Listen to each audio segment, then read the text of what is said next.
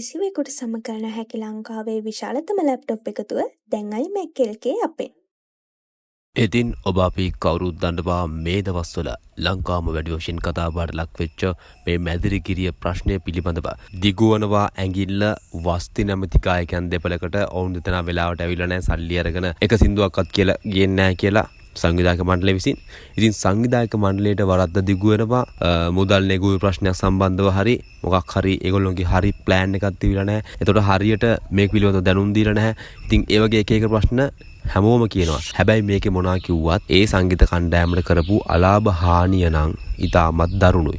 ඒක කියන්න ඕනේ මුලින්ම.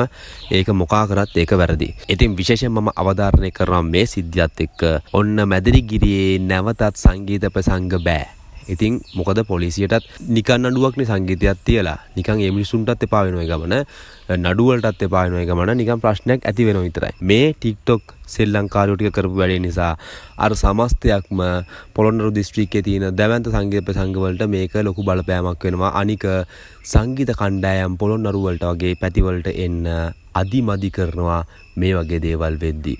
ඉතින් විශේෂයෙන්ම කියන්න ඕනේ තව දෙයක් තියෙනවා.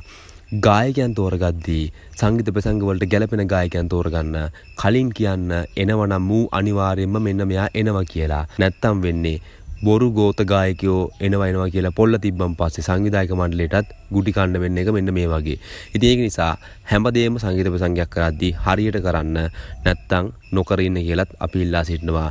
මේ සංගීත ප්‍රසංගය කරපු මේ ගෝත වැඩේ නිසා මැදිරිගිරිය ප්‍රදේශයටම ලොකු කැලලක් ඇති වුණා. මැදිරිගිරිය ප්‍රදේශයට ආයි සංගීත කණ්ඩායමක් එයිදෝ කියලා විශේෂයෙන් මේ වගේ සංගීත කණ්ඩායමක් එකෝස්ටික් සංගීත කණ්ඩායමක් එයිද කියලා ගැටලුවක් තියෙනවා මේ කරපු වැඩේ නිසා. ඉතින් ඔබටත් මේ ගැන සිතන අදහස පහතින් දක්වන්න අමතක කරන්න එපා. ලැප්ටොප් පරිගණක MacBook මිලදී ගැනීම සඳහා අමතන්න 076 22 77 880